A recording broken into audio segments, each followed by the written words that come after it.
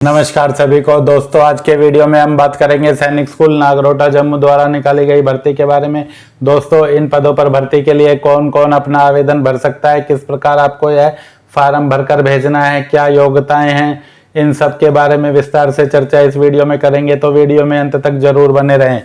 दोस्तों, जैसा कि आप देख रहे हैं, सभी जातियों के लिए यह भर्ती है जिसकी अंतिम तिथि 7 अगस्त 2023 यहाँ पर रखी गई है। वार्ड बॉय, काउंसलर और टीजीटी हिंदी के पदों पर यह भर्ती की जा रही है, जिसके लिए कोई भी पुरुष और महिला अपना ऑफलाइन आवेदन भेज सकता है।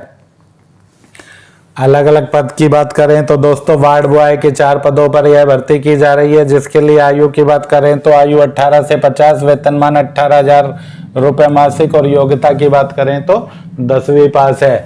दोस्तों, यह भर्ती संविदा भर्ती है, यानी कि परमानेंट भर्ती है नहीं है। संविदा आधार पर यह भर्ती 1 साल के लिए यानी कि आपको यहाँ पर रखा जाएगा। उसके बाद आपका संविदा पीरियड बढ़ाया भी जा सकता है और आपको सेवा मुक्त भी किया जा सकता है। उसके बाद बात करें अगले पद की तो टीजीटी हिंदी का एक पद है, जिसके लिए आयु 21 से 35 वर्ष है। वेतनमान की बात करें तो 30,000 रुपए मासिक है।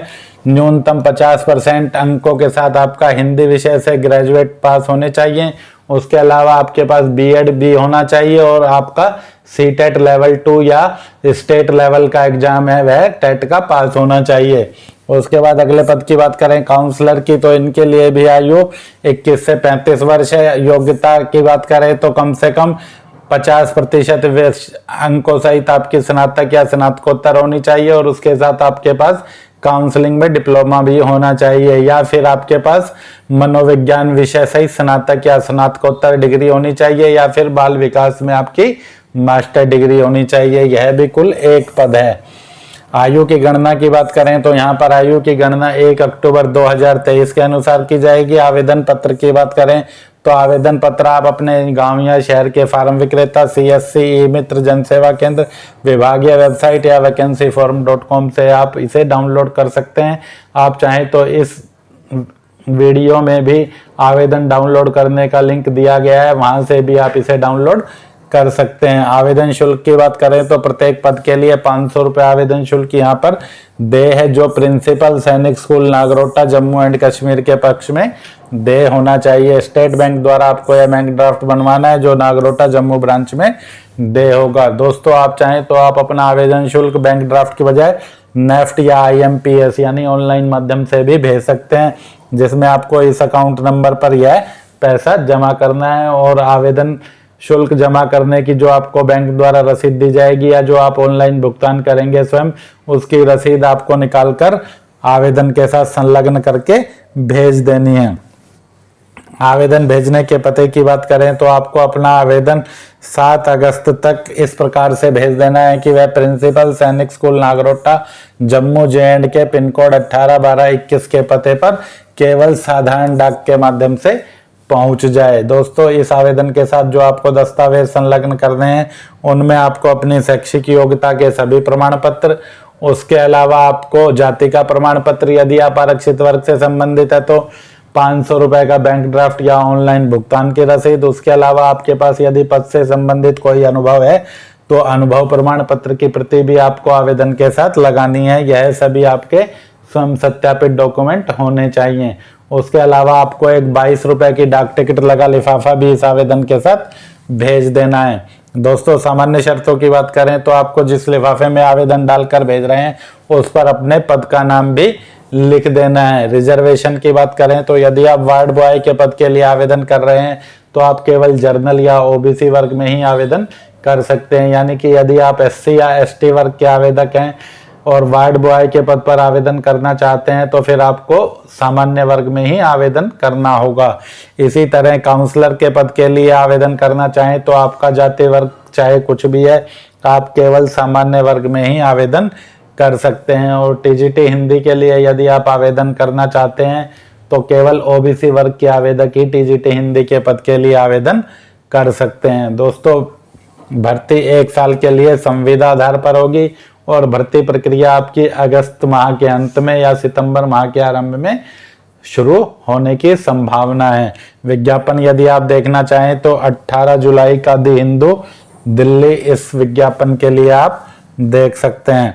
फार्म आपको कैसे भरना है देखिए। सबसे पहले आपको name of the post applied में जिस भी पद के लिए आप आवेदन कर रहे हैं उस पद का नाम अंग्रेजी के कैपिटल लेटर में लिख देना है। उसके बाद कैटेगरी की बात करें तो जिस भी कैटेगरी में आप आवेदन कर रहे हैं वार्ड बॉय के पद जैसे ओबीसी या जर्नल में, यदि आप ओबीसी वर्ग के आवेदक हैं तो आप ओबीसी वर्ग में आवेदन कर सकते हैं। उसके अलावा यदि आप अन्य किसी भी वर्ग के आवेदक हैं तो आप सिर्फ जर्नल वर्ग में ही आवेदन कर सकते हैं। यहाँ पर आपको अपना एक पासपोर्ट आकार का फोटो लगा देना है।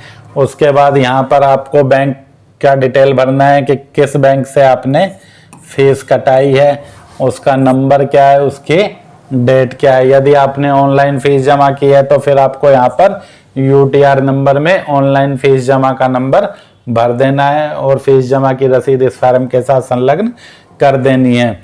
सबसे पहले कॉलम की बात करें तो यहाँ पर आपको अपना नाम भर देना है। कॉलम नंबर 2 में आपको अपने पिता का नाम भर देना है। कॉलम नंबर 3 में आपको अपनी जन्म तिथि भर देनी है।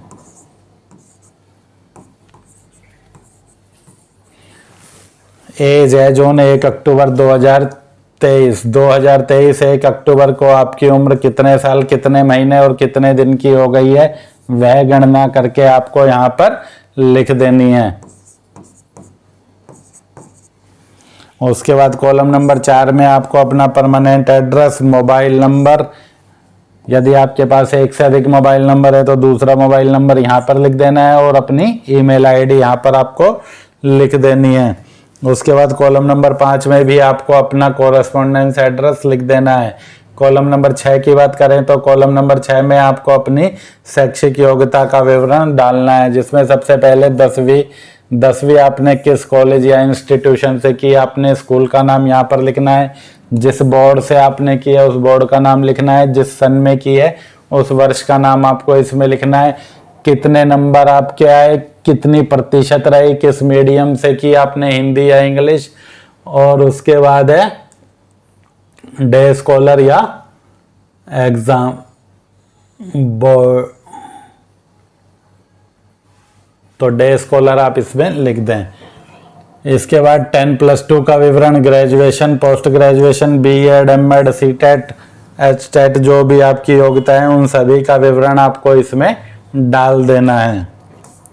इसके बाद बात करें कॉलम नंबर 7 की, तो कॉलम नंबर 7 में यदि आपको उपरोक्त के अलावा अन्य कोई योग्यता है, कोई कंप्यूटर है, कुछ भी और योग्यता है, कोई और प्रोफेशनल योग्यता है तो उसका विवरण आपको कॉलम नंबर 7 में डाल देना है, वरना आपको इसमें नॉट एप्लीकेबल लिख देना है।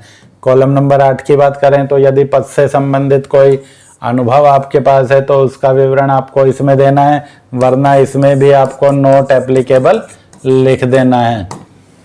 यदि आप विवरण डाल रहे हैं तो जैसे सीरियल नंबर 1 में नेम ऑफ इंस्टीट्यूशन, जहाँ भी आपने काम किया है वहाँ, जिस पद पर काम किया है वहाँ, कब से कब तक, टोटल कितने साल आपने सेवाएं की है, वह डे या रेजिडेंशियल स्कूल, किस प्रकार का आपका स्कूल था, तो डे स्कूल था जहाँ पर आप रोज आते जाते थे तो डे स्कूल, वरना रेजिडेंशियल स्कूल है यदि आप वहाँ पर निवास करते थे तो।